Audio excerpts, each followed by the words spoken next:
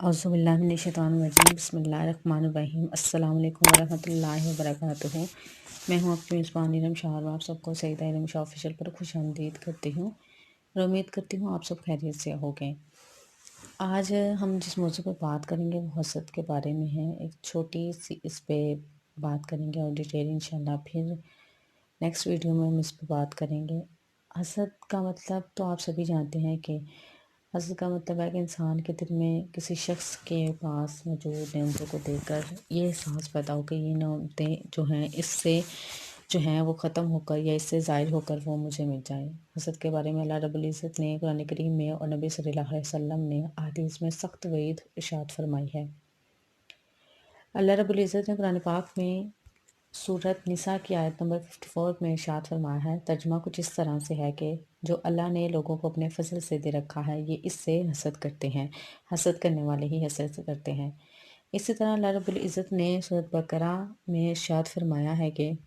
ترجمہ کچھ اس طرح سے ہے، اکثر اہل کتاب تمہارے ایمان لانے کے بعد تمہیں کفر کی طرف پھیرنا چاہیں گے اپنے اندر کی حسد کی وجہ سے،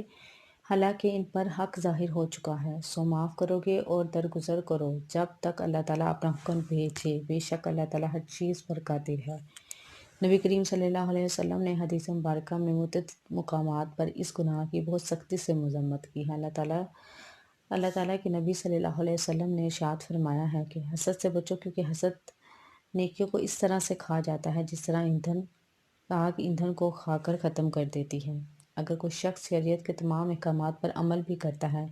لیکن وہ اپنے مسلمان بھائی کے لیے دل میں حسد اور بغض بھی رکھتا ہے تو اس حسد اور بغض کا مطلب یہ ہے کہ وہ اللہ رب العزت کی تقسیم پر راضی نہیں ہے اور اپنے عمل کے ذریعے اللہ رب العزت کی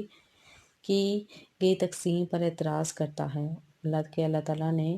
دوسروں کو یہ نعمت دی، عزت کیوں دی، اور وہ چاہتا ہے کہ یہ نعمت اس دوسرے سے چھین کر اس سے مل جائے، اور اس گناہ میں شدت اس وقت پیدا ہوتی ہے جب وہ شخص دوسرے شخص سے نعمت کے چھن جانے کے لیے عملی کوشش بھی کرے۔ تو اس طرح سے ہے کسی بھی انسان یا کسی بھی شخص کا اپنے دل سے سکون اور احترام کو رخصت کر دیتا ہے اور ہر وقت یہی کوشش میں لگا رہتا ہے کہ وہ جو ہے کسی طرح سے اس دوسرے انسان سے وہ چیز چھین لے اور اپنے مسلمان بھائی کو نقصان پہنچائے۔ اسی وجہ سے دین اسلام میں حسد کی بہت سختی سے مذمت کی گئی ہے۔ اللہ تعالیٰ کہ نبی صلی اللہ علیہ وسلم نے ارشاد فرمایا ہے، تم ایک دوسرے سے قطع تعلق مت کرو، ایک دوسرے سے پیٹھ مت پھیرو اور ایک دوسرے سے بغض نہ رکھنا اور ایک دوسرے سے حسد نہ کرو، اور اے اللہ کے بندوں بھائی سے 3 دن سے زیادہ اسلام کو ترک نہ کرو۔ یعنی کہ ہمیں ایک دوسرے سے بغض بھی نہیں کرنا چاہیے، حسد بھی نہیں کرنا چاہیے۔ اللہ تعالیٰ کی تقسیم پہ ہمیں راضی رہنا چاہیے کہ ایسا نہیں کرنا چاہیے کہ اگر کسی کے پاس دیکھ کے آپ یہ کہیں کہ اس سے یہ چیز چھن جائے اور آپ اس کے لیے عملی کوشش بھی کریں تو وہ اس سے بھی بڑا گناہ ہے کہ آپ اپنے مسلمان بھائی کو اس کے لیے تکلیف دیں اور ایذا پہنچائیں کہ وہ چیز اس سے چھین کر مجھے مل جائے۔ حسد جو ہے ان معاشرتی برائیوں میں سے ایک ہے جو معاشرتی سکون کو تباہ کرتی ہے۔ حسد میں انسان اپنا سکون بھی برباد کرتا ہے اور جس سے حسد کرتا ہے اس کا بھی برا ہی سوچتا ہے، پیٹھ پیچھے اس کی برائیاں بھی کرتا رہتا تاکہ لوگوں کے دل میں اس کے خلاف برائی پیدا کر سکے اور معاشرے میں اس کی عزت جو ہے وہ خراب ہو۔ اللہ تعالیٰ نے قرآن کریم میں حسد سے بچنے کی دعا بھی سکھائی گئی ہے جو کہ سورۃ فلق ہے کہ وہ صبح سے پیدا کرنے والے کی پناہ مانگتا ہوں اس کی مخلوقات کے شر سے اور اندھیری رات کے شر سے جب وہ چھا جائے، اور گروہوں میں پھونکنے والیوں کے شر سے اور حسد کرنے والے کے شر سے جب وہ حسد کرے۔ اس لیے ضروری ہے کہ ہم لوگ مسلمان ہیں، ایک دوسرے کی نعمتوں کو دیکھ کر لوگ جیلسی فیل کرتے ہیں، کہتے ہیں کہ یہ چیز اس کے پاس ہے تو میرے پاس کیوں نہیں۔ حسد ایسی چیز ہے کہ جو انسان کو جو ہے وہ کھا جاتی ہے۔ حسد اور نظر بد جو ہے وہ انسان کی زندگی کو تباہ و برباد کر کے رکھ دیتی ہیں۔ تو مسلمان ہونے کے ناطے یہ چیزیں تو ہم میں ہونی ہی نہیں چاہیے، ہمارے پاس سے بھی گزرنی نہیں چاہیے، کیونکہ ہم لوگ مسلمان ہیں۔ قرآن کریم میں نبی صلی اللہ علیہ وسلم کی احادیث میں، ان کی زندگی میں ہمیں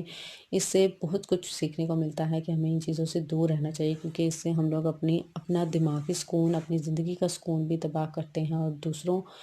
کی زندگیوں کو بھی تباہ کرنے کی کوشش میں لگے رہتے ہیں۔ اور جو ہے انسانیت کی خدمت کرنا، یہ سب سے بڑی چیز ہے۔ اور جب ہم اللہ تعالیٰ کے بندوں کو نقصان پہنچانے کے بارے میں، ان کو تکلیف دینے کے بارے میں سوچیں گے تو اللہ تعالیٰ ہم سے کیسی راضی ہوگا؟ اللہ تعالیٰ بھی ہم سے راضی نہیں ہوگا، اللہ تعالیٰ بھی ہم سے ناراض ہوں گے۔ اس لیے ضروری ہے کہ ہم لوگ ان چیزوں سے بچیں، خود بھی بچیں اور دوسروں کو بھی اس کی تلقین کریں، کیونکہ حسد کرنا گناہ ہے اور یہ ایک بری چیز ہے۔ قرآن پاک میں بھی بہت زیادہ مقامات پر اور نبی صلی اللہ علیہ وسلم نے متعدد حدیث میں بھی ارشاد فرمایا ہے کہ حسد سے دور رہیں، حسد کرنے والے کے شر سے دور رہیں۔ اس لیے ضروری ہے کہ حسد کرنے والا دوسروں کو تو کچھ نہیں دیتا، وہ اپنا سکون، اپنی زندگی، اپنے گھر میں بے سکونی پیدا کرتا ہے اور اپنی زندگی کو بھی اور اپنے دماغ کو بھی وہ خود بے سکون رکھتا ہے۔ اس لیے ضروری ہے کہ آپ ان چیزوں سے دور رہیں۔ اللہ پاک ہم سب کو ایسے گناہوں سے دور رکھے اور ہمارے دل میں ایسی چیزیں نہ لائے دوسروں کے لیے، اور ہمیں ایک بہترین مسلمان بننے کی، ایک بہترین انسان بننے کی توفیق عطا فرمائے، آمین ثم آمین۔ اسی کے ساتھ میں رمشا آپ لوگوں سے اجازت چاہتی ہوں۔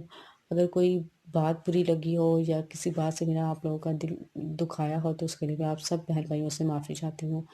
اسی کے ساتھ میں آپ لوگوں سے اجازت چاہتی ہوں، دعا میں ضرور ضرور یاد رکھیے گا۔ اللہ حافظ۔